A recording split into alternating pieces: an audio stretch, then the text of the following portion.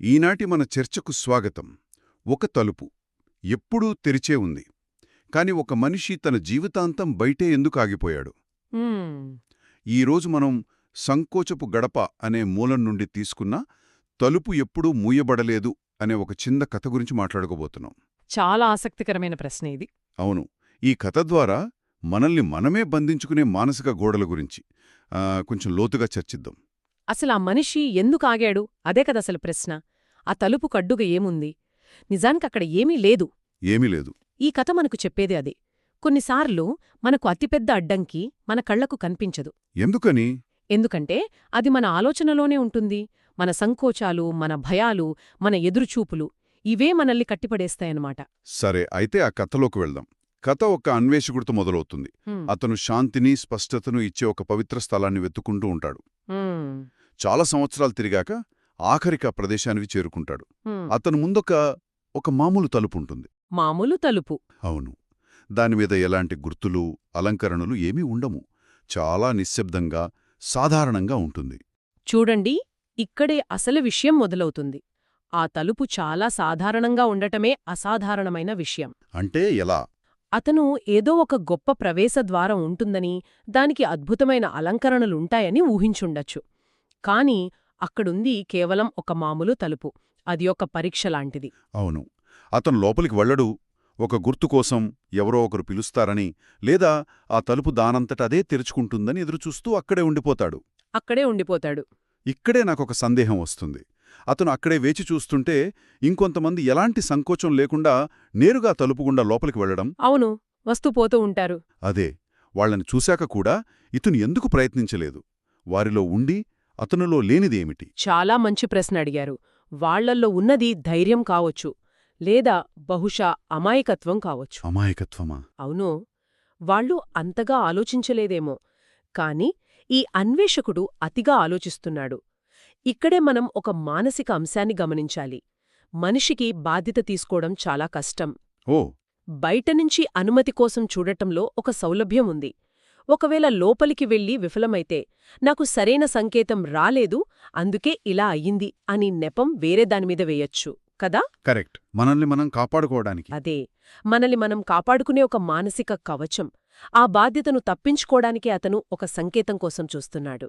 అంటే ఆ ఎదురుచూపు వెనుక ఉన్నది నమ్మకం కాదు, ఒక రకమైన భయం అంటారా? తన నిర్ణయం తప్పవుతుందేమో అన్న భయం. భయమే. ఒక రకంగా అది కవచమే, కాని మరో రకంగా అది ఒక పంజరం. కవచం, పంజరం. చూడండి, కవచం మనల్ని బయట ప్రమాదాల నుండి కాపాడుతుంది నిజమే. కాని ఇక్కడే ఈ కవచం అతన్ని లోపలి అవకాశాల నుండి దూరం చేసింది. రెండిటికీ చాలా తేడా ఉంది. అతను తనను తాను రక్షించుకుంటున్నాడని అనుకుంటున్నాడో, కాని నిజానికి తనను తానే బంధించుకుంటున్నాడు. ఆ తలుపు భౌతికంగా ఉన్నా అతను దాటలేని అసలైన గోడ అతని మనసులోనే ఉంది. కాలం గడిచిపోతుంది, ఋతువులు మారుతాయి, అతని జుట్టు నిరిసిపోతుంది. అయినా సరే సరైన సమయం వస్తుందని అతను గట్టిగా నమ్ముతూనే ఉంటాడు. అతను నమ్మింది మంచిదే, కాని ఆ నమ్మకమే అతన్ని కదలనివ్వకుండా చేసింది. తన ఎదురుచూపు ఒక నిరీక్షణ నుండి జడత్వంగా మారిపోయింది. ఇది మనం అనాలిసిస్ పారాలిసిస్ అని పిలిచేదానికి చాలా దగ్గరగా ఉంది. Analysis paralysis? అవును. ఒక పరిస్థితిని అతిగా విశ్లేషిస్తూ సరైన సమయం కోసం, సరైన మూడ్ కోసం, సరైన గ్రహాల కలయిక కోసం చూస్తూ ఉండిపోవడం, కాని అసలు చర్య తీసుకోకపోవడం. అంటే ఎక్కువ ఆలోచించడం కూడా ప్రమాదమేనా? కొన్నిసార్లు ఎక్కువ ఆలోచించడం కూడా ఒక రకమైన జడత్వమే.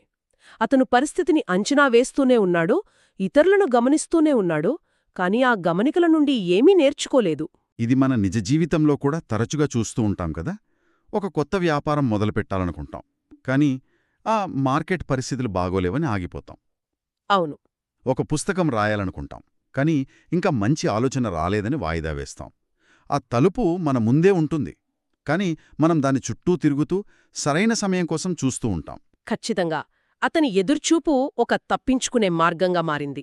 ఇది మన మూలంలో చెప్పిన రెండవ పాఠం. ఎదురుచూపులు తప్పించుకోవడంగా మారవచ్చు. అవును.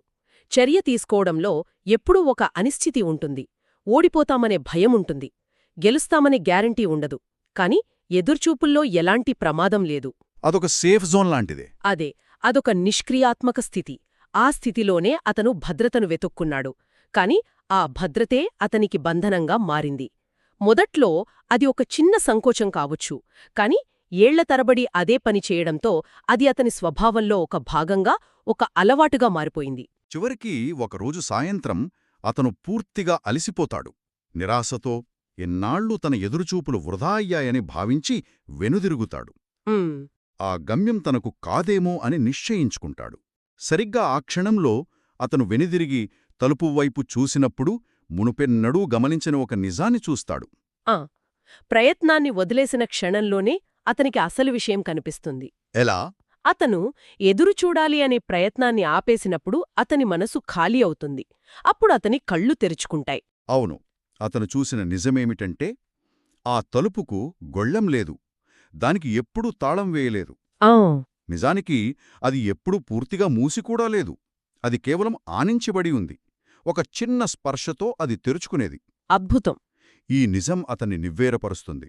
ఇన్నేళ్లుగా తనను ఆపింది ఒక తలుపు కాదు, ఒక అపోహ మాత్రమే అని అతనికి అర్థమవుతుంది. ఉమ్, ఇది కథ యొక్క క్లైమాక్స్, ఒక రకమైన జ్ఞానోదయం. తన అడ్డంకి పూర్తిగా తనచే సృష్టించబడినదేనని అతను ఆ క్షణంలో గ్రహిస్తాడు. ఉమ్. ఇక్కడే మన మూలములోని మిగిలిన 2 పాఠాలు మనకు చాలా స్పష్టంగా అర్థమవుతాయి. మొదటిది, అనుమతి తరచుగా స్వీయ మంజూరు చేయబడినది. స్వీయ మంజూరు అంటే లోపలికి వెళ్లడానికి అతనికి ఎవరి అనుమతి, ఏ గుర్తు అవసరం లేదు. ఆ నిర్ణయం తీసుకునే అధికారం, ఆ శక్తి ఎప్పుడూ అతని చేతుల్లోనే ఉన్నాయి. అంటే అతను బయటనుంచి అనుమతి కోసం చూస్తున్నాడు, కాని ఆ అనుమతి అతను తనకు తాను ఇచ్చుకోవాల్సిందే. ఆ అధికారాన్ని అతను గుర్తించలేకపోయాడు. సరిగ్గా. ఇక 2వ పాఠం, ప్రయత్నం దాచిపట్టిన దానిని జాగృత వెల్లడిస్తుంది. ఇది కొంచెం లోతైన విషయం. వినడానికి కొంచెం క్లిష్టంగా ఉంది. నేను వివరిస్తాను. అతను వేచి ఉండటానికి చాలా ప్రయత్నం చేశాడు. ఆ సరైన సమయం కోసం చూడటం, ఇతరులను గమనించటం, తన నమ్మకాన్ని నిలబెట్టుకోవటం. ఇవన్నీ ఒక రకమైన మానసిక ప్రయత్నాలే కదా. అవును, అవే. కాని ఈ ప్రయత్నంలో పడి కళ్ల ముందున్న నిజాన్ని, అంటే తలుపు తెరిచే ఉందని చిన్న విషయాన్ని గమనించలేకపోయాడు. అతని దృష్టి అంతా ఎప్పుడు అనే దానిపై ఉంది, కాని ఏమిటి అనే దానిపై లేదు. అద్భుతంగా చెప్పారు. అంటే కొన్నిసార్లు దేన్నైనా సాధించడానికి మనం చేసే అతి ప్రయత్నమే మనకు అడ్డుగా నిలుస్తుంది. నిజమే. ఆ ప్రయత్నాన్ని పక్కన పెట్టి ప్రశాంతంగా గమనించినప్పుడు అసలు విషయం బోధపడుతుంది, మనసును తేలికగా ఉంచినప్పుడు. అవును. అతను ఎప్పుడైతే వెనుదిరిగాడో ఆ ప్రయత్నాన్ని వదిలేశాడు. ఇక నా వల్ల కాదు అనుకున్నాడు. ఆ వదిలేసిన క్షణంలోనే అతని మనస్సు మీద ఉన్న భారం తగ్గింది. అప్పుడు అతనికి స్పష్టత వచ్చింది. కొన్నిసార్లు గట్టిగా పట్టుకోవడం కంటే వదిలేయడమే సరైన మార్గాన్ని చూపిస్తుంది. అతని విషయంలో అదే జరిగింది. ఈ కథలోని ప్రతి మలుపులో మనమొక కొత్త విషయం నేర్చుకున్నాం. వీటన్నింటినీ కలిపి చూస్తే మనకొక స్పష్టమైన చిత్రం కనిపిస్తుంది. ఏమిటది? మన అడ్డంకులు మన ఆలోచనల్లోనే పుడతాయి. మనం చర్య తీసుకోవడానికి భయపడి సరైన సమయం కోసం ఎదురుచూపు అనే కవచం వెనుక దాక్కుంటాం. ముందుకు వెళ్లడానికి కావలసిన అనుమతి మనకు మనమే ఇచ్చుకోవాలి. కొన్నిసార్లు అతిగా ప్రయత్నించడం మన కళ్లకు గంతలు కడుతుంది. ఈ పాఠాలు కేవలం కథకే పరిమితం కాదు. మన జీవితంలోని అనేక పరిస్థితులకు ఇది ఒక అద్దం పడుతుంది. ఉదాహరణకి, అది కొత్త ఉద్యోగంలో చేరాలన్నా, ఒక ముఖ్యమైన సంభాషణను ప్రారంభించాలన్నా, లేదా మనకు నచ్చిన రంగంలోకి అడుగు పెట్టాలన్నా మనం తరచుగా మనల్ని మనమే ఆపుకుంటాం. నేనింకా సిద్ధంగా లేను, ఇది సరైన సమయం కాదు, ప్రజలేమనుకుంటారో వంటి ఆలోచనలే మనల్ని వెనక్కి లాగుతాయి. ఆ గుర్తులులేని తలుపు మన జీవితంలో నిశ్శబ్దంగా వచ్చే అవకాశాలకు ప్రతీక. అంటే ఆ అవకాశాలు పెద్దగా ఆర్భాటంగా రావు. వాటిని గుర్తించి ధైర్యంగా ఆ అడుగు ముందుకు వేయాల్సింది మనమే. ఆ సంకోచపు గడపను మనమే దాటాలి. ఖచ్చితంగా. ఆ గడప బయటలేదు, మన మనసులోనే ఉంది. దాన్ని దాటడమే అసలైన ప్రయాణం. మనం ఎప్పుడో ఒక అద్భుతం జరగాలని, ఎవరో వచ్చి మన చేయి పట్టుకుని నడిపించాలని కోరుకుంటాం. నిజమే. కాని ఈ కథ మనకు చెప్పేదేమిటంటే, ఆ అద్భుతం మనలోనే ఉంది. ఆ మొదటి అడుగు వేసే ధైర్యమే ఆ అద్భుతం. ఈ చర్చను ఒక ఆలోచింపజేసే ప్రశ్నతో ముగిద్దాం.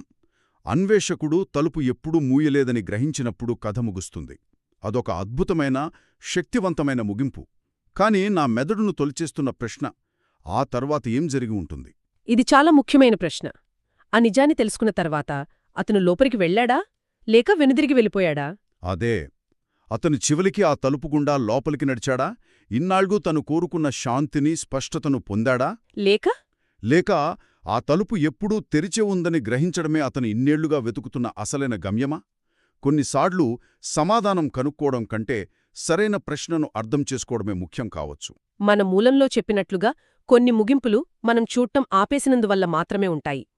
బహుశా అతను ఆ తలుపు దాటాడా లేదా అనేది ముఖ్యం కాదేమో. కాదంటారా? తనను బంధించింది ఒక బాహ్య శక్తి కాదు, తన అంతర్గత బలహీనతే అని తెలుసుకోవడమే అతని ప్రయాణానికి అసలైన ముగింపు కావచ్చు.